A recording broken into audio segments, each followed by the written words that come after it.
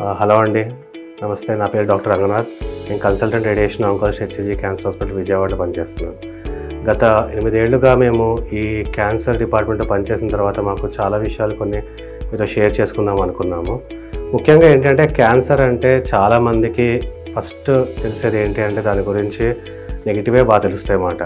So cancer అనగానే ఇది treatment లేదు, దీనికి సరిగ్గా ట్రీట్మెంట్ చేసిన పేషెంట్ బతకరు, అండ్ ట్రీట్మెంట్ చేసే టెక్నిక్స్ చాలా హార్ష్గా ఉంటాయి, పేషెంట్ ట్రీట్మెంట్ చేస్తే చనిపోతూ ఉంటారు, ఇవే చాలామంది నోటీస్ చేస్తూ ఉంటారు.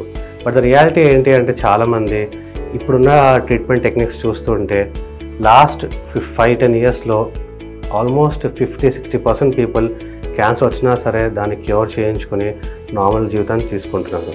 సో ముఖ్యంగా నేను చెప్పే మెయిన్ ప్రిన్సిపల్స్ ఏంటి అంటే ఫస్ట్ క్యాన్సర్ అంటే ఏంటో తెలుసుకోండి, దాని తర్వాత దాని గురించి మనం డిస్కస్ చేయొచ్చు. సో ఫస్ట్ ఏంటంటే క్యాన్సర్ అంటే ఎప్పుడైనా మన బాడీలో ఏదైనా సరే కంట్రోల్ లేకుండా ఎక్కువగా పెరుగుతూ మన బాడీ ఫంక్షన్స్ని హార్మ్ చేస్తుందో దాన్ని క్యాన్సర్ అంటాం అన్నమాట. సో ఈ క్యాన్సర్ అనేది ఎందుకు వస్తుంది? మేజర్గా చూసుకుంటే మీరు కొన్ని మనం కంట్రోల్ చేసే ఉంటాయి, కొన్ని మనం కంట్రోల్ చేయలేనివి ఉంటాయి. సో కంట్రోల్ చేసే ఫంక్షన్స్ ఏంటి అంటే మెయిన్గా ఇప్పుడున్న సిచ్యువేషన్లో ఎక్కువగా క్యాన్సర్ రావడానికి మెయిన్ కాజ్ వచ్చేసి టొబాకో. సో టొబాకో అన్నది ఇప్పుడు మన కంట్రీలో one of the most common cause of getting multiple cancers. మీరు చూసుకుంటే నోటి క్యాన్సర్ కానీ, గొంతు క్యాన్సర్, లంగ్ క్యాన్సర్, పేగుల క్యాన్సర్, సర్వైకల్ క్యాన్సర్ అంటాము, లేడీస్లో వచ్చే క్యాన్సర్స్, చాలా వరకు ఈ క్యాన్సర్స్కి tobacco direct or indirect cause ఉందన్నమాట. సో అది మనం కంపల్సరీగా మనం అవాయిడ్ చేస్తే క్యాన్సర్ తగ్గుతుంది. దాంతోపాటు సెకండ్ చూసుకుంటే ఆల్కహాల్ కూడా మన క్యాన్సర్ పేషెంట్కి చాలా వరకు క్యాన్సర్ కాజింగ్ ఏజెంట్ అంటాము. బికాస్ స్మోకింగ్ చేసే పేషెంట్ ఆల్కహాల్ కూడా తీసుకుంటే ఆ క్యాన్సర్ వచ్చే ఛాన్స్ పెరుగుతుంది ఖచ్చితంగా. సో ఇవే కాకుండా మన లైఫ్ స్టైల్, చాలామంది ఇప్పుడున్న కాలంలో చాలా సెడెంటరీ లైఫ్ స్టైల్ అంటాం అన్నమాట. అంటే ఎక్కువగా శ్రమ లేని జీవితాలు, సో ఎక్సర్సైజ్ అనేవి లేకుండా ఎక్కువగా జంక్ ఫుడ్ తీసుకోవడము, వీటి వల్ల చూస్తుంటే ఏమవుతుందంటే రానున్న కాలంలో ఇంకా ఒబెసిటీ పెరిగి డిఫరెంట్ క్యాన్సర్స్ వచ్చే ఛాన్స్ ఎక్కువ అవుతుంది.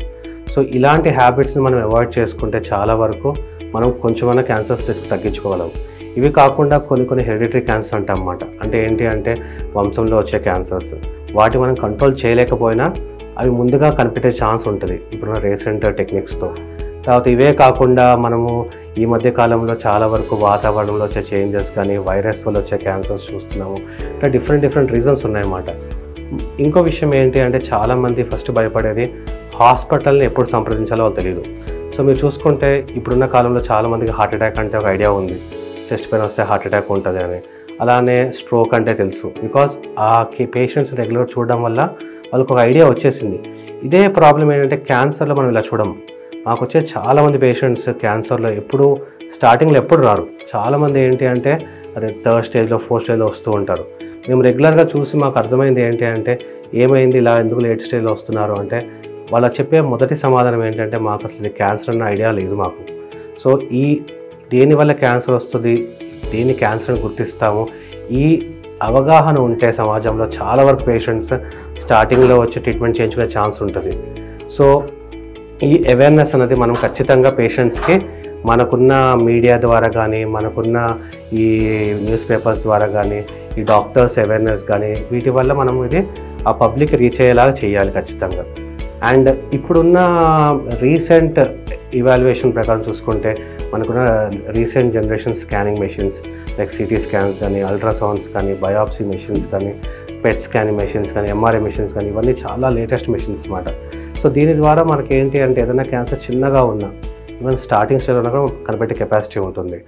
కానీ మేము మెయిన్గా ఆంకాలజిస్ట్గా మేము రిక్వెస్ట్ చేసేది ఏంటి అంటే పేషెంట్స్కి ముందుగా మీరు క్యాన్సర్ గురించి తెలుసుకోవాలి అంటే సరైన డాక్టర్ని కలిసి వాళ్ళని సలహా అడిగితే బాగుంటుంది. ముందుగానే పేషెంట్లు హాస్పిటల్ రావడానికి భయపడి ఆ మొదటి అడుగు వేయకపోతే చాలామంది పేషెంట్స్ హాస్పిటల్ దాకా కూడా రావట్లేదు.